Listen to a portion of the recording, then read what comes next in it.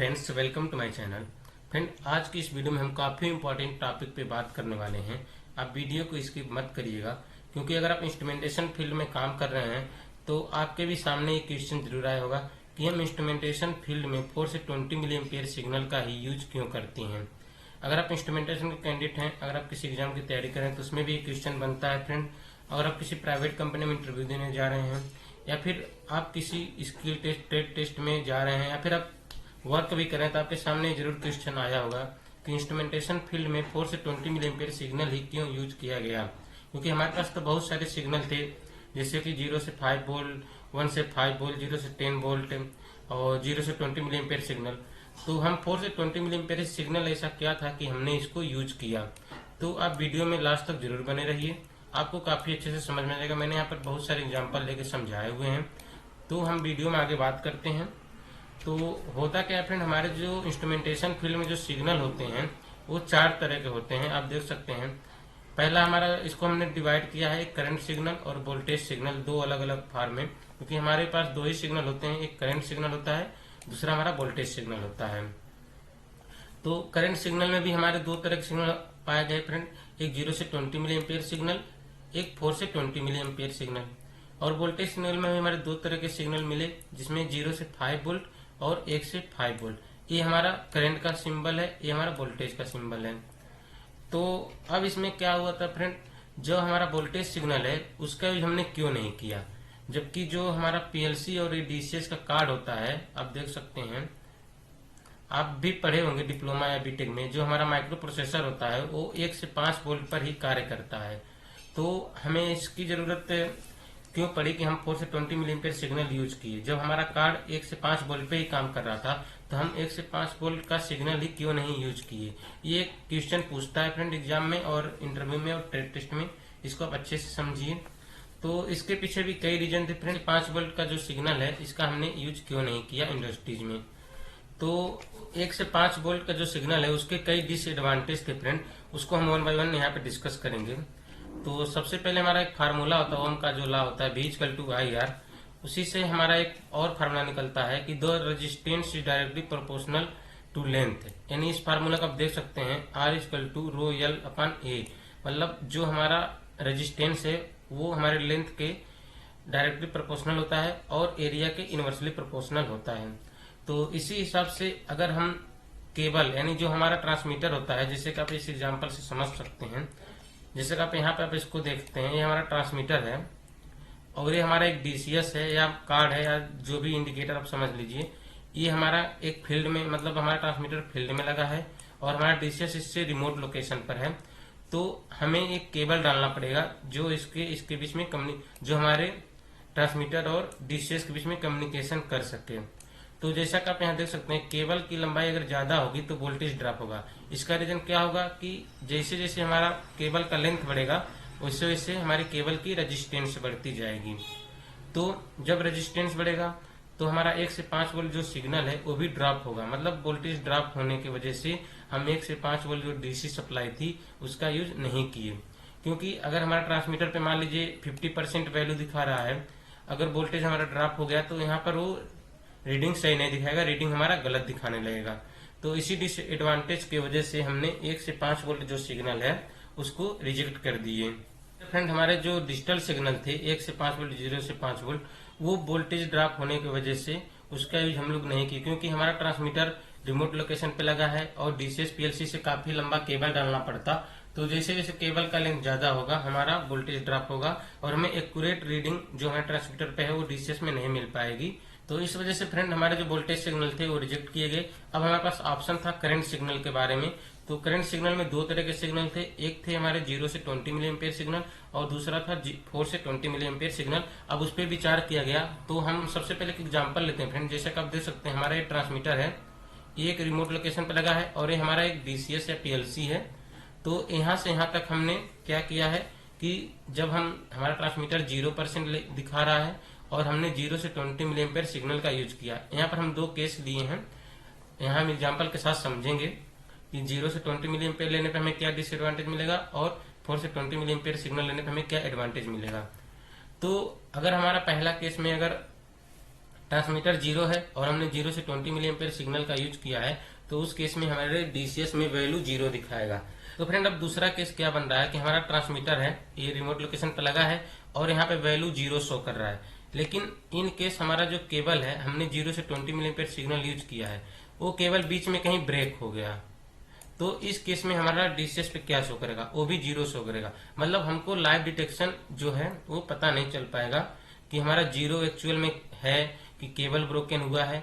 तो ये प्रॉब्लम हमारे सामने आई, जिससे हमारा मतलब एक्चुअल में ट्रांसमीटर पे क्या वैल्यू है क्या नहीं है, मतलब ट्रांसमीटर का वैल्यू जीरो है कि केबल ब्रोकन हुआ है, ये एग्जैक्ट मतलब ट्रबल शूटिंग होने में प्रॉब्लम हो रही थी। अब हम एक और एग्जांपल लेते हैं। अब मान लीजिए ये तो प्रॉब्लम हम किसी तरह से, जो हमारा केबल ब्रोकन है ये तो मान लीजिए हमने ट्रेस करके कर लिया जो भी हो, लेकिन इसका दूसरा जो सबसे बड़ा डिसएडवांटेज था वो ये था कि हमारा जो ट्रांसमीटर है फ्रेंड, आप जानते होंगे इसमें जो इलेक्ट्रॉनिक कार्ड होते हैं वो इसको ऑन करने के लिए हमें कुछ ना कुछ सप्लाई देने पड़ेगा। लेकिन अगर हम 0 से 20 मिली एम्पेयर सिग्नल का यूज करते तो उस केस में जो हमारा ट्रांसमीटर जीरो यहाँ रहता, तो यहाँ पर हमारा ट्रांसमीटर ऑन नहीं होता, यानी जीरो के केस में हमारा ट्रांसमीटर ऑन नहीं होता। मतलब इसको ऑन होने के लिए कम से कम 3 या 3.5 मिली एम्पेयर सिग्नल चाहिए ही चाहिए जो इसको ऑन करे। तो अगर हम 0 से 20 मिली एम्पेयर सिग्नल का यूज कर रहे हैं तो हमको 4 कोर केबल का यूज करना पड़ता, मतलब 2 केबल इसको पावर ऑन के लिए चाहिए और 2 केबल इसका फीडबैक के लिए चाहिए, मतलब 4 से 20 मिली एम्पेयर, मतलब 0 से 20 मिली एम्पेयर सिग्नल जो डीसीएस में वैल्यू शो कर सके। तो इस केस में हमारा क्या था कि अगर 4 कोर का केबल यूज करते थे काफी कॉस्टली पड़ता और इसमें भी हमारा ट्रबल शूटिंग ज्यादा होता, और फिर भी हमारा अगर कहीं केबल कट जाता तो हमको एग्जैक्ट रीडिंग पता नहीं चल पाता। तो इस वजह से हमारा 0 से 20 मिली एम्पेयर सिग्नल फेल हो गया। फ्रेंड हमारे पास ऑप्शन था 4 से 20 मिली एम्पेयर सिग्नल यूज करके देखने का कि उसकी क्या एडवांटेज थे। तो जैसा कि हमारा एक ट्रांसमीटर है वो रिमोट लोकेशन पे लगा है, ये हमारा डीसीएस है और हम यहाँ पे जो सिग्नल यूज कर रहे हैं वो 4 से 20 मिली एम्पेयर का सिग्नल यूज कर रहे हैं। तो इसमें सबसे पहले जो एडवांटेज था फ्रेंड वो ये था कि यहाँ पर हमको 2 कोर का केबल ही यूज करना पड़ा, क्योंकि इधर से सप्लाई इधर गया हमारे ट्रांसमीटर को और यही सप्लाई यहाँ पावर ऑन किया इसको ट्रांसमीटर को, और इधर से जो फीडबैक आया वो 4 से 20 मिली एम्पेयर सिग्नल के रूप में डीसीएस में आ गया। तो सबसे पहला जो एडवांटेज हुआ यहाँ पर हमको 2 कोर का केबल यूज करना पड़ा, हमें 4 कोर का केबल यूज करने की जरूरत नहीं पड़ी। अब दूसरा जो इसमें एडवांटेज था कि अगर इन केस हमारा अगर कहीं केबल ब्रेक हो गया तो हमें डीसीएस में इस तरह का नन करके शो होगा, मतलब इससे ये पता चल जाएगा कि हमारा केबल कहीं ना कहीं ब्रेक हो गया है। मतलब अगर हमारा जीरो है ट्रांसमीटर में तो यहाँ हमको 4 मिली एम्पेयर मिलेगा, इससे पता चलेगा कि हमारा केबल कहीं ब्रेक नहीं हुआ है, मतलब हमारा ट्रांसमीटर का वैल्यू जीरो है। और अगर हमारा केबल ब्रेक हुआ है तो हमको, अगर हमारा केबल ब्रेक हो गया तो हमको डीसीएस में नन शो करेगा। इससे हम ये ट्रबल शूटिंग कर सकते थे कि हमारा केबल कहीं ना कहीं ब्रेक हो गया है, मतलब हमको ओपन मिल रहा है। तो जैसे जैसे हमारा ट्रांसमीटर का वैल्यू बढ़ेगा, 4 पे 0 मिलेगा, 8 पे 25 मिलेगा, 12 पे 50 मिलेगा सिग्नल और 20 पे 100% मिलता रहेगा। तो इस वजह से जो हमारे एडवांटेज थे कि 4 से 20 मिली एम्पेयर सिग्नल यूज करने के, तो आप यहाँ एग्जाम्पल से अच्छी तरह से समझ गए होंगे कि हमने 4 से 20 मिली एम्पेयर सिग्नल का यूज क्यों किया। तो फ्रेंड हमारे जो 4 से 20 मिली एम्पेयर के सिग्नल थे उनके कुछ एक्स्ट्रा एडवांटेज भी थे, तो उनके बारे में हम 1 बाय 1 बात कर लेते हैं। ये भी इंटरव्यू के एक क्वेश्चन है। तो सबसे पहले जो हमारा क्वेश्चन है ये बन सकता है इस पे कि हम जो मतलब 4 से 20 मिली एम्पेयर सिग्नल यूज कर रहे हैं वो 2, 3 या 1 मिली एम्पेयर, 2 मिली एम्पेयर या 3 मिली एम्पेयर क्यों नहीं यूज किए, 4 से ही क्यों लिए। तो इसका रीजन ये है फ्रेंड, जो हमारा ट्रांसमीटर का कार्ड है मतलब उसके अंदर जो चिप होते हैं, कार्ड होते हैं, आईसी वगैरह, ये सब 3 मिली एम्पेयर सिग्नल से नीचे काम नहीं करते हैं, क्योंकि अगर हमारा 3 से कम सिग्नल रहेगा, 3 मिली एम्पेयर से कम सिग्नल रहेगा तो उसका पावर ऑन नहीं होगा, वो अच्छी तरह से रिस्पांस नहीं करेंगे। तो इसीलिए हमारे पास एक स्टैंडर्ड सिग्नल मिला 4 मिली एम्पियर, तो इसलिए हम 4 से यहाँ पे स्टार्ट किए।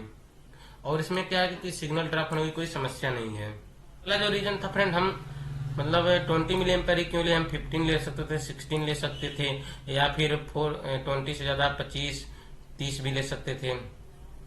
तो इसका जो रीजन है फ्रेंड, इसमें क्या है कि इसमें करंट लगने की कोई संभावना नहीं है। और इसमें सबसे पहला एडवांटेज क्या है कि अगर आप फील्ड मतलब इंस्ट्रूमेंटेशन फील्ड में काम करते हैं, तो आप अगर कहीं मिली एम्पियर करंट चेक करने जा रहे हो तो आप भी प्रैक्टिकली देखे होंगे कि हम इसको सीरीज में मेजर करते हैं। सीरीज में मेजर करने के लिए हम एक वायर को अपने एक हाथ से और दूसरे वायर को, मतलब मल्टीमीटर के दूसरे लीड को अपने हाथ से ही पकड़ के चेक करते हैं। मतलब हम उसके पॉइंट पे लगाने की जरूरत नहीं पड़ती है, हाथ से ही पकड़ के चेक कर लेते हैं। ये कम से कम 5-10 सेकेंड तक हम उतना करंट अपने शरीर पे लेते हैं।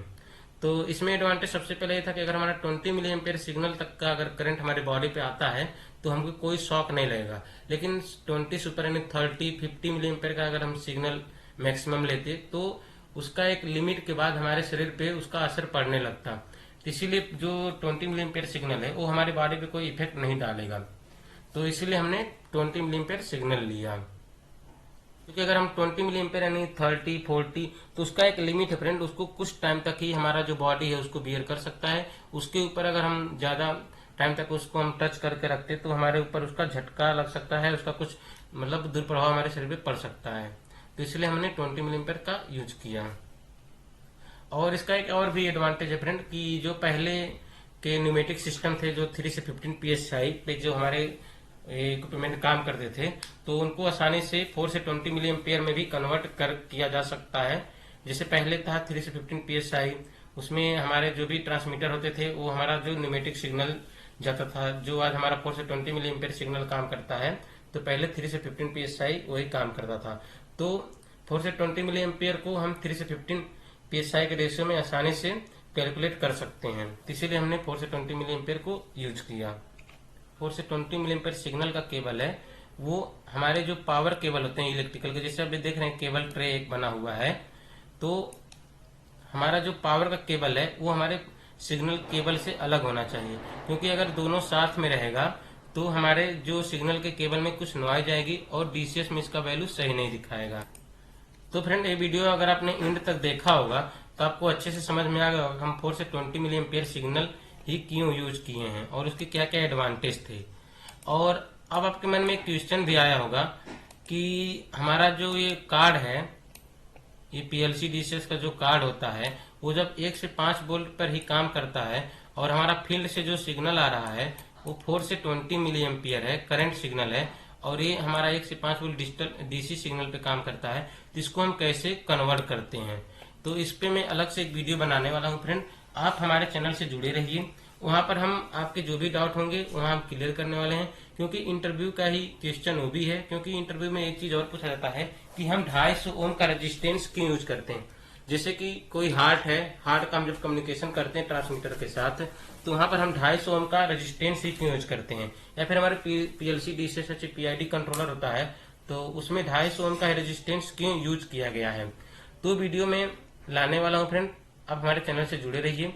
अगर ये वीडियो आपको अच्छा लगा हो तो इसको लाइक करिए, साथ में हमारे चैनल को सब्सक्राइब करिए इस तरह का, क्योंकि मैं अपने चैनल पे इंस्ट्रूमेंटेशन रिलेटेड बहुत सारा वीडियो डालता रहता हूँ।